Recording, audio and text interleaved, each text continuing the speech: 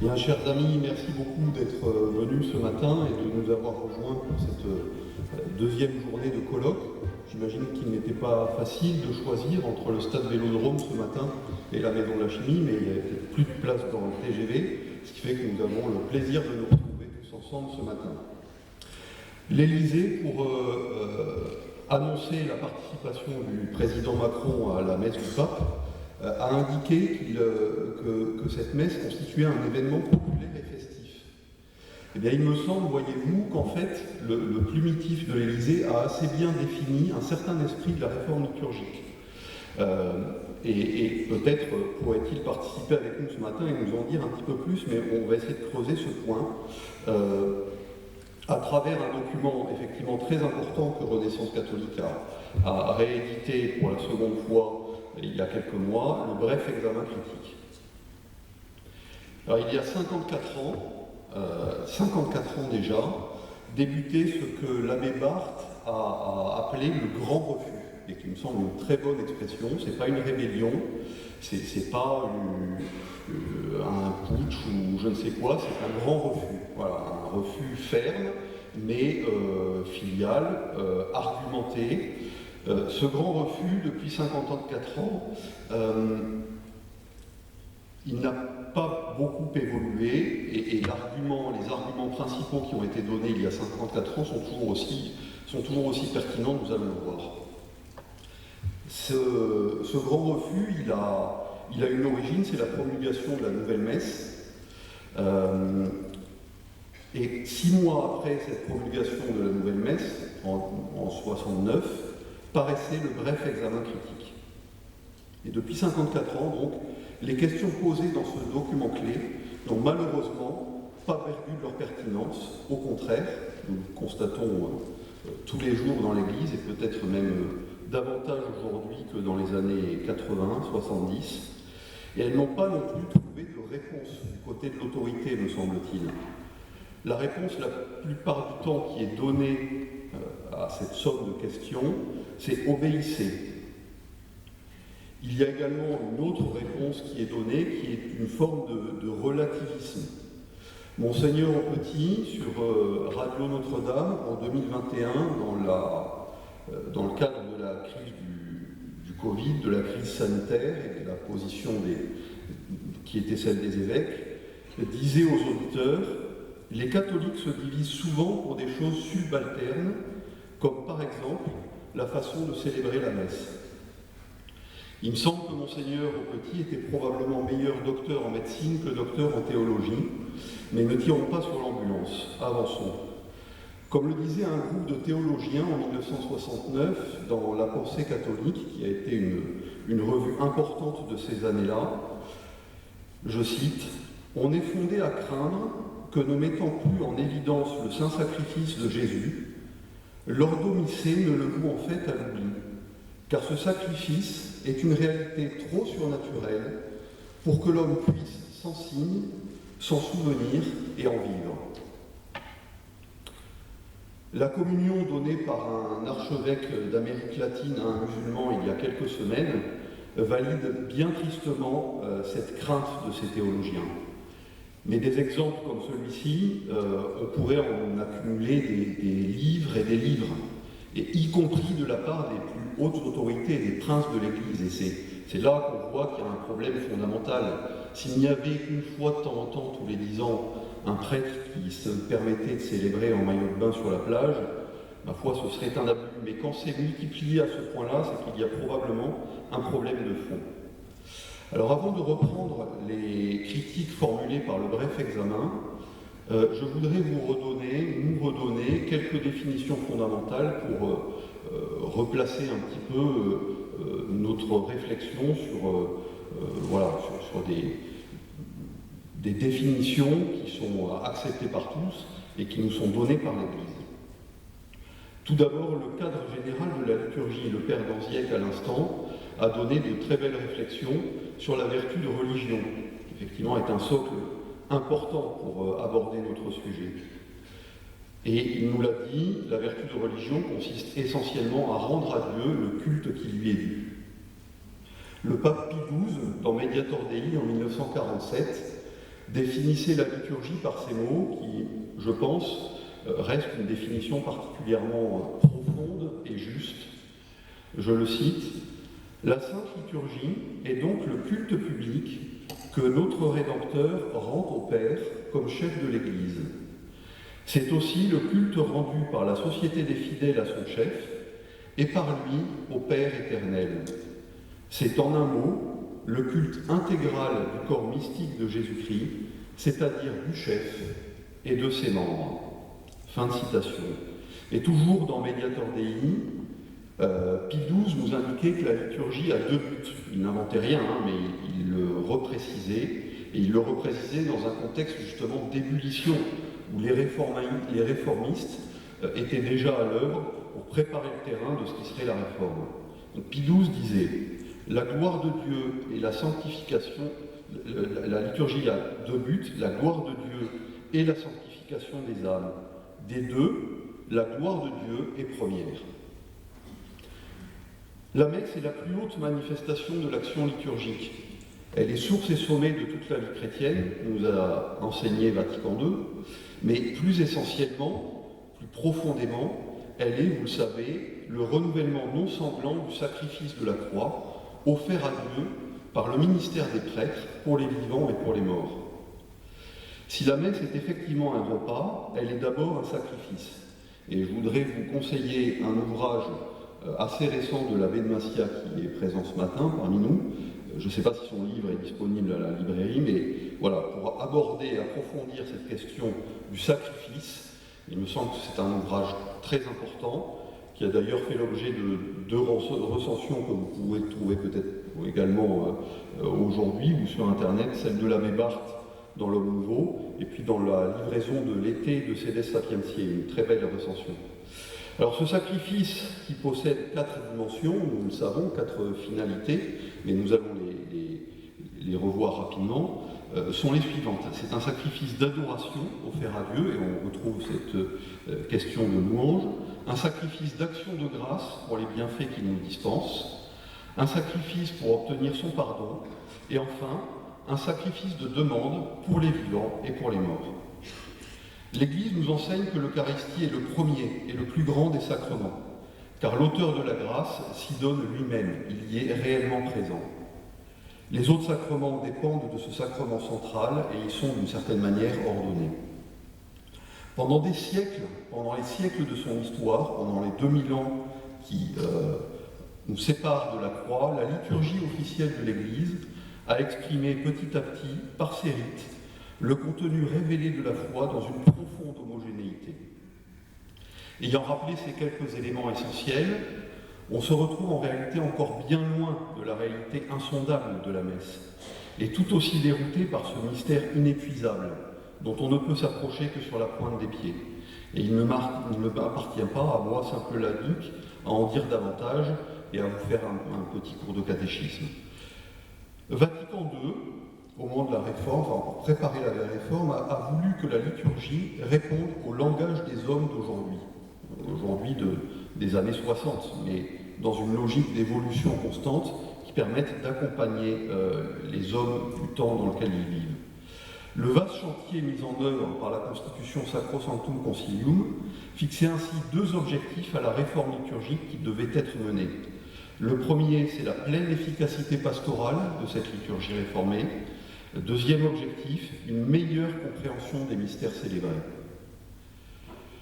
Les moyens qui étaient fixés pour atteindre ces 2 objectifs ont été la simplification des rites, et tout cela en imposant une participation agissante. Il ne faut pas avoir peur du mot de participation, on le trouve déjà dans le Concile de Trente. Et il me semble qu'à partir de Vatican II et dans la réforme liturgique, il y a vraiment une volonté de faire agir l'ensemble des fidèles et l'ensemble des participants. Je pense qu'il y a également, en lien avec ce sujet peut-être, mais ça pourrait faire l'objet d'une réflexion plus longue et peut-être d'une conférence l'an prochain, une réflexion autour du mot d'assister, enfin du fait d'assister à la messe, dont on ne veut plus trop entendre, qu'il faut participer. Je crois que l'assistance à la messe est une une attitude qu'il faut savoir redécouvrir. Elle n'est pas passive, évidemment. Toujours est-il que le résultat de ce qu'a demandé Sacrosanctum Concilium et Vatican II, dans le cadre de Vatican II, ce résultat, c'est la messe et la liturgie de Paul VI en 1969.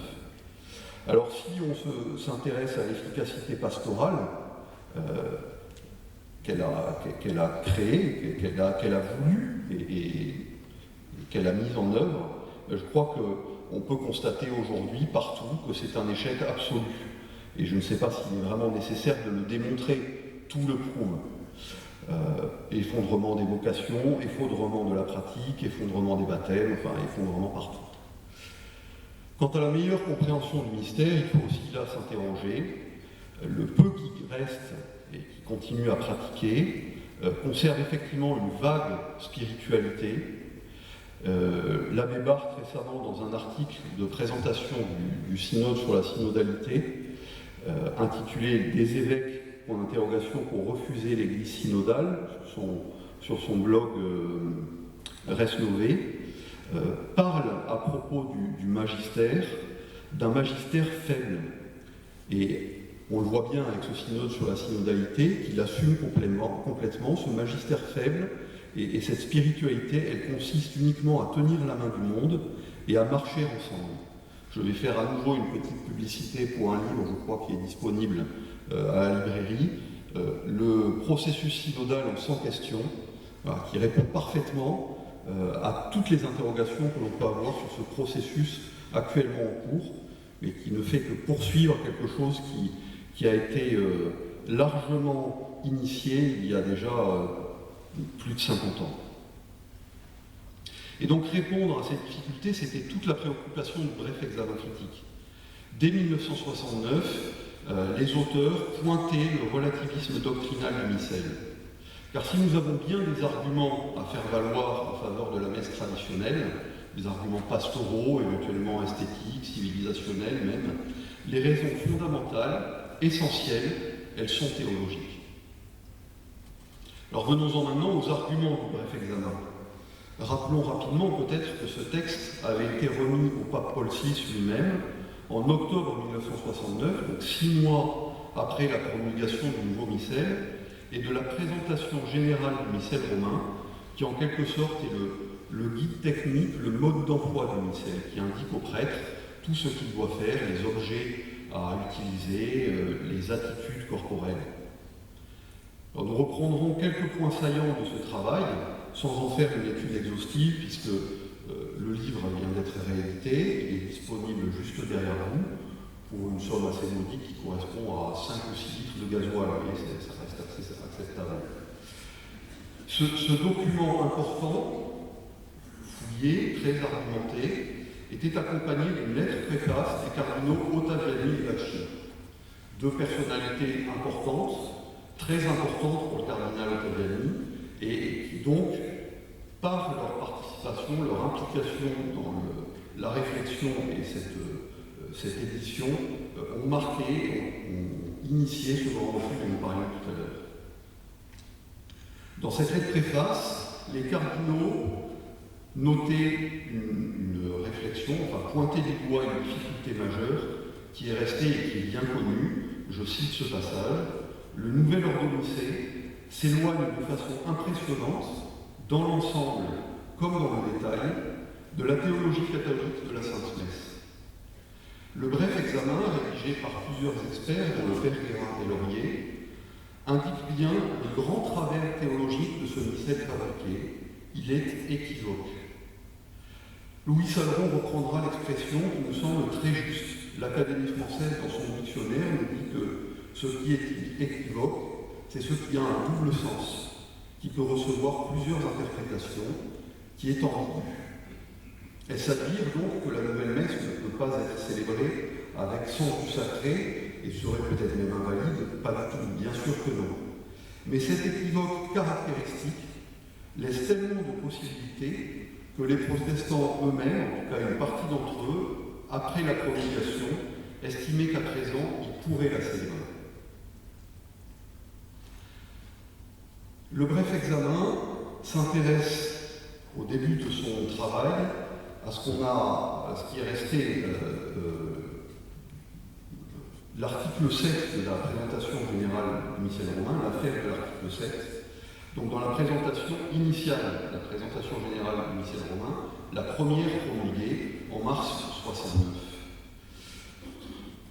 Cet article 7 donnait une définition de la messe qui a été un coup de tonnerre et qui a probablement poussé beaucoup de gens à s'intéresser à la réforme liturgique et à travailler ce document du bref examen critique. On pouvait y lire ceci, cette définition, je cite, la scène dominicale est la syntaxe sacrée où le rassemblement du peuple de Dieu se réunissant sous la présidence du prêtre pour célébrer le mémorial du Seigneur.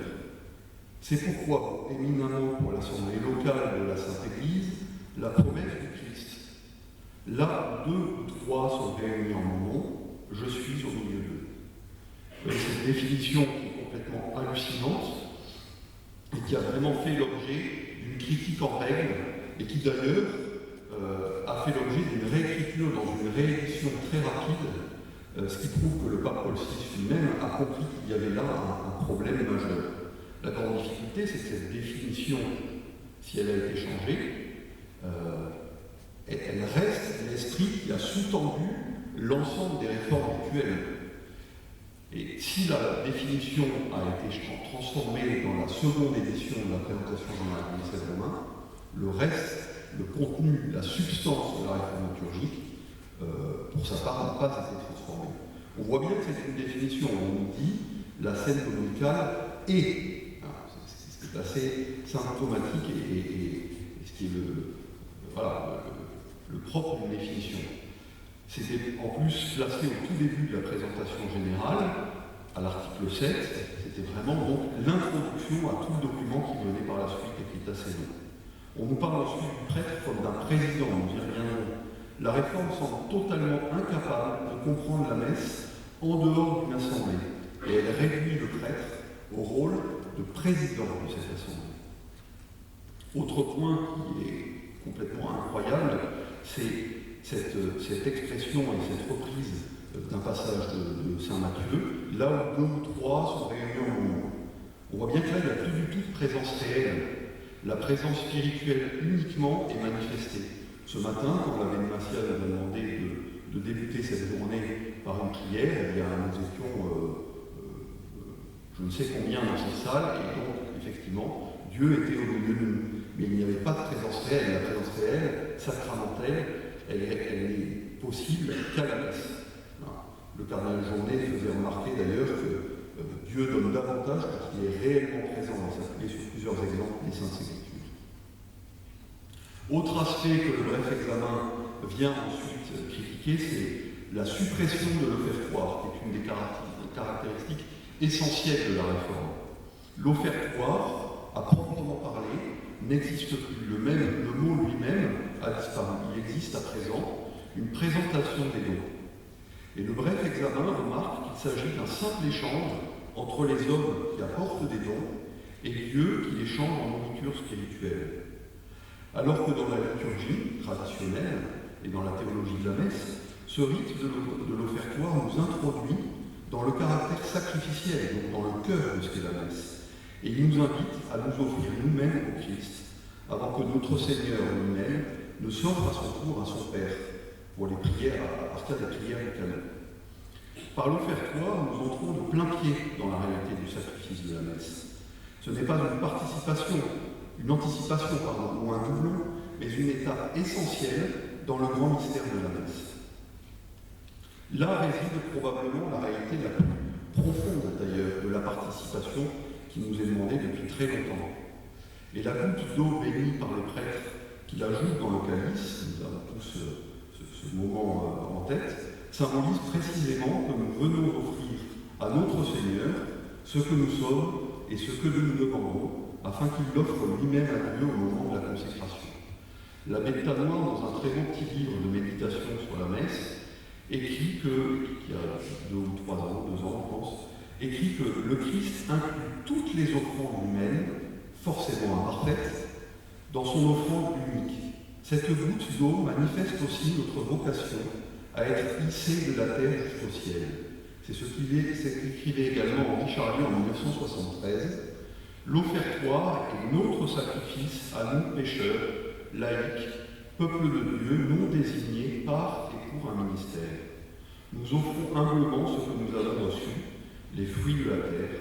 C'est là notre sacrifice pour honorer Dieu et nous faire pardonner nos fautes. Recevez, ô Père très saint, Dieu tout-puissant et éternel, cette hostie sans tâche que je vous offre. On connaît cette prière magnifique de l'offertoire traditionnel. Autre aspect étudié par le bref examen critique, c'est la réalité de l'autel. Le bref examen remarque que dans les documents qui paraissent à cette époque-là, le mot autel est presque toujours remplacé par le mot table. On recommande d'ailleurs avec insistance que la communion soit distribuée avec les hosties consacrées uniquement au cours de la messe. On déplace le tabernacle et on célèbre à son peuple. Dans la liturgie traditionnelle, au contraire, tout vient de l'autel et tout y concourt. Cette insistance, dans de nombreux textes, encore très récemment, à communier avec les hosties consacrées au cours de la messe, est tout de même étrange. Dans la période de grande révolution, dans les années 60, je n'ai pas retrouvé la référence, mais je me souviens l'avoir lu dans un ouvrage, il y avait même eu une grève des séminaristes, peut-être à Rome, mais mon souvenir n'est pas tout à fait clair, qui ne voulaient pas d'une hostie qui proviendrait du tabernacle pour communier. Que révèle cette exigence ? Où conduit-elle d'ailleurs ? Je vous laisse répondre vous-même, mais elle donne un petit peu le tournis. Certains voudraient se persuader, même dans nos milieux parfois, que la célébration orientée serait la norme pour le rite de Paul VI. Et qu'en quelque sorte, la messe face au peuple n'est qu'une permission, voire presque un avenant. Rien de plus illusoire. Certes, Sacrosanctum Concilium, donc le document Vatican II, ne parle pas de la célébration face au peuple. Ce n'est pas une demande formelle. Certes, la célébration orientée, aujourd'hui, avec le missel de Paul VI, demeure possible. Certes, les papes Paul VI, Jean-Paul II et les suivants, jusqu'au pape François, ont parfois, de bien parfois, célébré la Laudatem. Mais ce n'est absolument pas l'esprit ni la lettre du missel de Paul VI. La célébration face au peuple est tout à fait conforme et cohérente avec le besoin d'échange et de participation qui est celui de la réforme. Une assemblée célébrante qui fait cercle. Pour prétendre à cette célébration orientée, un argument fondé sur les prescriptions que semble donner la présentation générale du missel romain est souvent avancé. À plusieurs reprises, effectivement, ce document indique que le prêtre se tourne vers les fidèles. Le numéro 146, par exemple, dit ceci, je cite, « Revenu ensuite au milieu de l'autel, le prêtre, en se tournant vers le peuple, dit, etc. » Alors moi, je n'ai pas fait de latin, malheureusement, comme Paul Luc, j'ai été élevé dans la crainte de Dieu et des maths, de Dieu parce qu'il est tout-puissant et des maths parce que je ne comprends rien. On m'a fait abandonner les maths pour prendre des cours de soutien, on m'a fait abandonner le latin pour prendre des cours de soutien en mathématiques. J'ai eu 3 au bac et 1,5 à mon concours d'officier, donc j'ai ni avancé en latin ni en mathématiques, et donc je me suis tourné vers quelqu'un qui est un peu plus doué que moi pour cette langue qui nous est chère, pour savoir ce qu'il en est dans le texte original en latin. Et il me semble qu'en fait, on dit bien dans la présentation générale du missel romain, en utilisant versus et non reversus, il faudrait peut-être creuser davantage, on parle de se tourner et non pas de se retourner. C'est-à-dire qu'en fait, on précise à qui s'adresse le prêtre et non pas son orientation corporelle. Dans chacune des occurrences, on pourrait remplacer tourne par s'adresse. Les précisions apportées par la présentation générale marquent à chaque fois un déplacement de l'intention du célébrant, en fait, et pas une réorientation de tout son corps. Là, par exemple, je me tourne vers vous, ensuite là, je me tourne vers mes notes pour poursuivre mon petit exposé. Mais il y a bien davantage. La présentation générale indique à plusieurs reprises que les fidèles doivent voir ce que le prêtre fait à l'autel. Par exemple, au numéro 307, les chandeliers seront placés de manière à réaliser un ensemble harmonieux et sans que les fidèles soient gênés, pour bien voir ce qui se fait à l'autel ou ce qu'on y dépose. Donc, évidemment, c'est face au peuple. Le numéro 299 précise on ne peut plus clairement qu'il convient partout où c'est possible que l'autel soit érigé à une distance du mur qui permette d'en faire aisément le tour et d'y célébrer face au peuple. Voilà. On pourrait multiplier les exemples et les preuves, me semble-t-il. Passons ensuite au rôle du prêtre. On a déjà un petit peu évoqué au début de notre réflexion. Le bref examen constate que le rôle du prêtre est minimisé, altéré, faussé. En 1959, juste avant le concile, 3 ans avant, dans une lettre mettant fin à l'expérience temporairement des prêtres ouvriers, puisque cette expérience sera à nouveau autorisée en 1965, le cardinal Pizzardo, secrétaire du Saint-Office, indiquait à l'Assemblée des cardinaux et archevêques français que c'est, je cite, essentiellement pour exercer des fonctions sacrées que le prêtre est ordonné.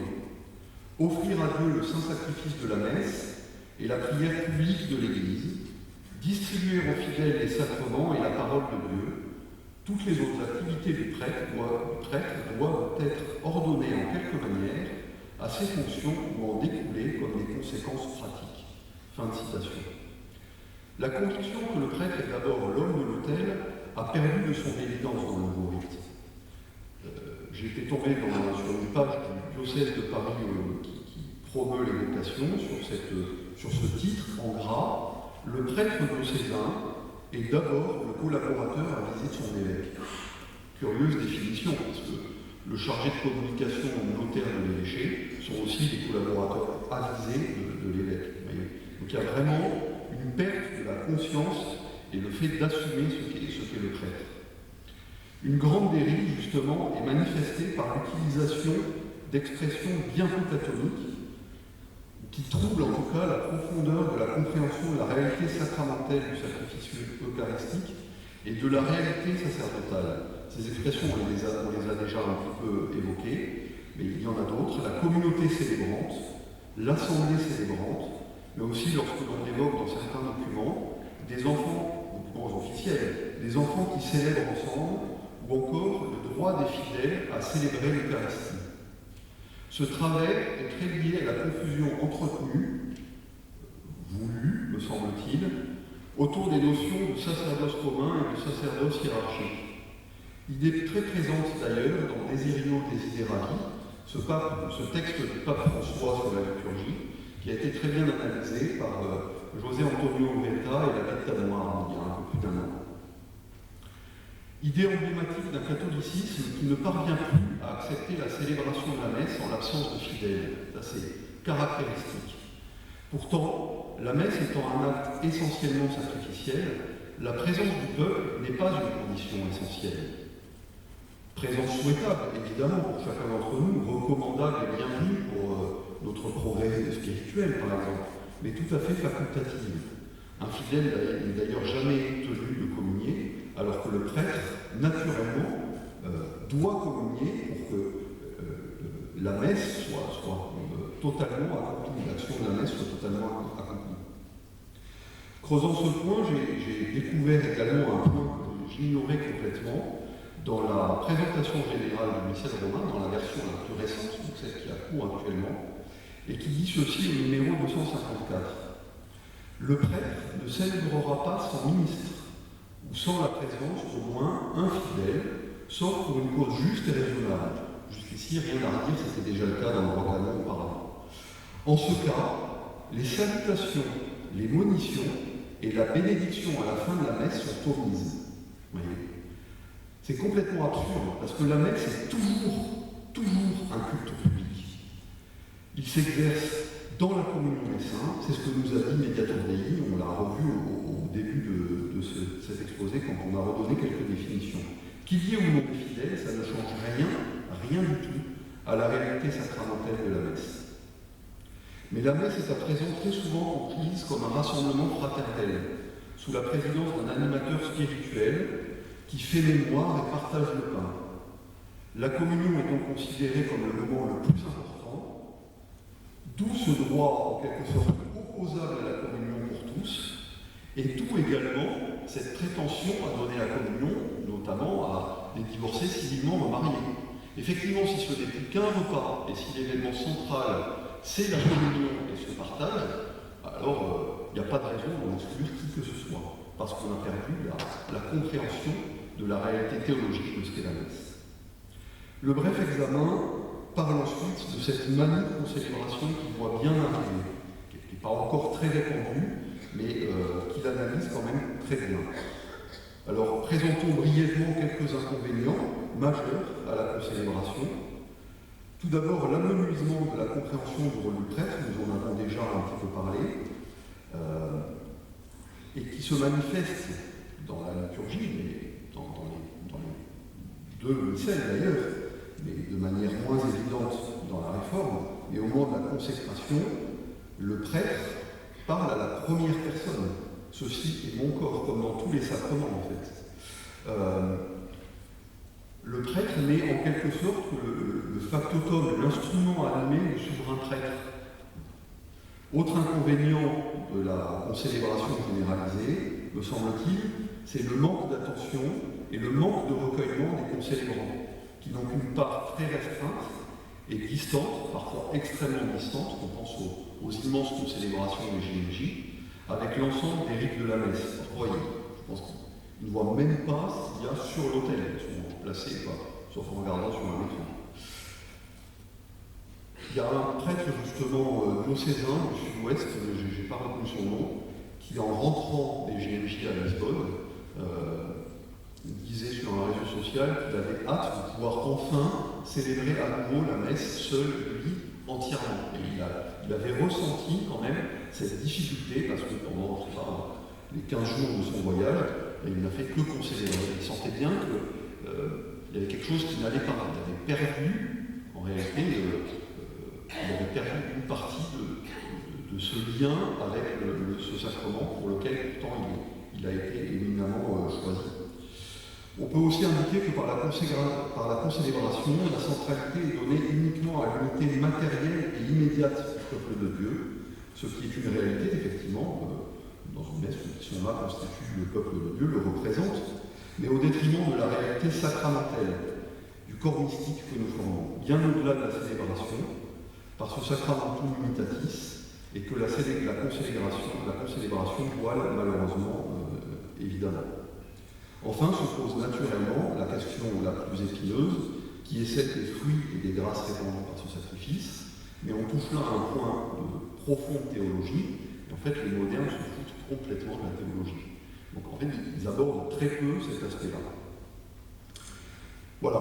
Alors, avant de terminer, et pour passer à quelque chose de positif, en guise de conclusion, après ces propos qui sont plutôt critiques, comme l'est le bref examen, et donc des propos à charge contre la réforme, qu'il a bien mérité, je voudrais finir sur une note qui soit positive.